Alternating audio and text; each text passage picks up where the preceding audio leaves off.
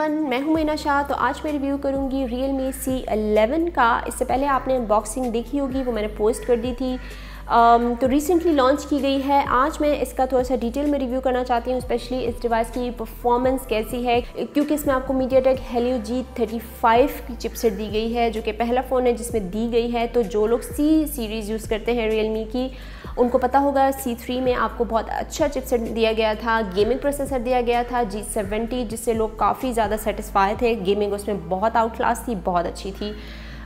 इसकी जो प्राइस है वो है 16,999, यानी कि 17,000 की प्राइस रेंज में आपको पाकिस्तानी मार्केट में मिल सकता है। तो प्राइस के लिहाज से तो ठीक है, बहुत अच्छी प्राइस रखी गई है, लेकिन इसमें चिपसेट मज़े का नहीं दिया गया।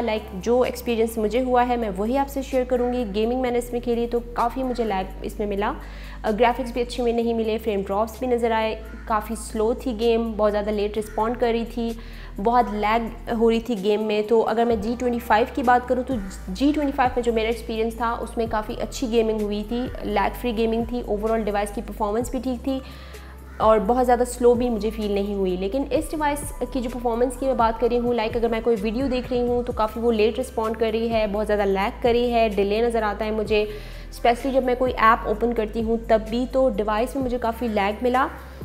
तो G35 जो है वो ज़ाहिर है उतना अच्छा नहीं है जितना G70 था। तो अगर मैं G35 की बात करूँ तो आप इसको P35 का बड़ा भाई कह सकते हैं, क्योंकि इसकी परफॉर्मेंस मुझे वैसे ही लगी, कुछ मुझे नया नज़र नहीं आया।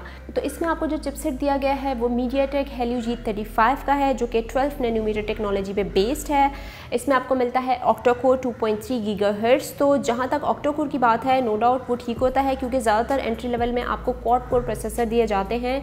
ओवरऑल अगर डिवाइस की परफॉर्मेंस की बात करूँ, जैसे आप डेली बेसिस पे यूज़ करते हैं, डिफरेंट ऐप्स को स्विच करते हैं, उसमें सच मुझे कोई मसला नज़र नहीं आया। ऑल्दो इसमें 2 GB ऑफ रैम है, तो 2 GB ऑफ रैम में वैसे भी इस तरह के प्रॉब्लम्स आपको फेस करने पड़ते हैं कि आप ज़्यादा एक तो एप्लीकेशन इंस्टॉल नहीं कर सकते, ज़्यादा हैवी ऐप्स इंस्टॉल नहीं कर सकते, अगर आपकी गेम बहुत बड़ी है वो आप इंस्टॉल नहीं कर सकते, इस तरह के इश्यूज़ आपको रहते हैं। लेकिन इसमें ऐप लोड टाइम ठीक था, इतना ज़्यादा डिले नहीं था जैसे कि एंट्री लेवल फ़ोन्स में आपको मिलता है। और आपको पता ही है कि एंट्री लेवल फ़ोन में आपको 2 GB ऑफ रैम ही ज़्यादातर मिलती है, 32 GB इंटरनल स्टोरेज ही मिलती है। तो इसमें भी आपको 2 और 32 का कॉम्बो मिल रहा है। इसमें आपके पास ऑप्शन है, इसमें डेडिकेटेड स्लॉट मौजूद है, अगर आप अपनी मेमोरी को एक्सपेंड करना चाहते हैं तो वो ऑप्शन भी मौजूद है। ओके, तो अब इसके कुछ फिजिकल ओवरव्यू की बात करते हैं। अगर आप इसके बैक पैनल की तरफ देखें तो ग्रेडियंट फिनिश लुक आपको मिलता है। आपको यहाँ पर कैमरा सेटअप जो दिया गया है, कैमरा मॉड्यूल आईफोन जैसा है। इसमें आपको ड्यूअल कैमरास मिलते हैं, 13 megapixel primary camera plus 2 megapixel आपको मिलता है फॉर डेप्थ सेंसर। ये अच्छी बात है कि इसमें आपको मिल रहा है इसमें आपको ड्यूअल कैमरास दिए गए हैं 13 प्लस 2 मेगापिक्सल। तो अगर मैं 17,000 की प्राइस रेंज को देखूं तो कैमरा पॉइंट ऑफ व्यू से, डिज़ाइन पॉइंट ऑफ व्यू से ओवरऑल डिवाइस की लुक्स काफ़ी अच्छी हैं। अगर आप देखें इसके बैक पैनल की तरफ तो काफ़ी खूबसूरत सा बैक पैनल्स का दिया गया है। Realme की ब्रांडिंग को थोड़ा बड़ा कर दिया है, पहले छोटा किया गया, पहले छोटा होता था तो अब थोड़ा सा बड़ा बड़ा नज़र आ रहा है। बाकी एक लाइन भी आपको मिल रही है कैमरे के नीचे, तो वो भी काफ़ी खूबसूरत लग रही है। इसके साथ ऊपर से आपको कर्व डिज़ाइन भी मिल रहा है एंड राइट साइड पे आपको मिलता है इसके वॉल्यूम की पावर बटन, लेफ्ट साइड पे आपको मिलती है इसकी सिम स्लॉट, ये है ट्रिपल स्लॉट। तो अगर आप इसके डिस्प्ले की तरफ देखें तो सबसे टॉप पे आपको मिलता है ड्यू ड्रॉप नॉच, ये है 6.5 इंच का डिस्प्ले, IPS LCD पैनल दिया गया है। इसमें रेजोल्यूशन कम दी गई है। इसमें जो रेजोल्यूशन है वो जैसे कि एंट्री लेवल्स में आपको मिल जाती है 720 × 1600 पिक्सल के साथ, लेकिन इसमें आपको 720 × 1560 पिक्सल्स के साथ दी गई है। तो उस हिसाब से इसके जो डिस्प्ले के कलर्स हैं वो उस तरह नहीं है मज़े के, वो थोड़े डल से हैं और सनलाइट में तो बिल्कुल विजिबल नहीं है, क्योंकि ज़्यादातर हमें प्रॉब्लम ही सनलाइट में होती है कि जब वो नज़र नहीं आता। इवन इनडोर भी जो है वो उस तरह विजिबल नहीं था जब मैं इसमें कोई मूवी या गेमिंग कर रही थी। तो डिस्प्ले की जो रेजोल्यूशन है वो कम होने की वजह से भी जो है वो मज़ा नहीं आया।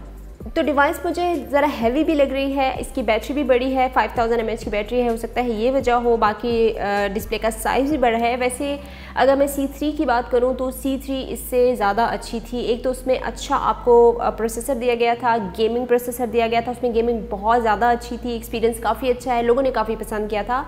एंट्री लेवल में आपको इतना अच्छा गेमिंग प्रोसेसर मिला था, MediaTek Helio G70 दिया था। तो आपको इसमें एक ही वेरिएंट मिलता है, 2 GB of RAM, 32 GB internal storage, battery इसमें बड़ी दी गई है, 5000 mAh की बैटरी दी गई है विथ 10 वाट फास्ट चार्ज। तो बैटरी बड़ी होने की वजह से काफ़ी टाइम लगेगा आपको चार्ज करने में, लाइक 3 आवर्स तक तो लग ही जाएंगे इसको फुल चार्ज अगर आप करें। चलें, आपको एक टेंशन नहीं होगी कि बैटरी की जल्दी ख़त्म हो रही है, तो बड़ी बैटरी के ये फ़ायदे हैं।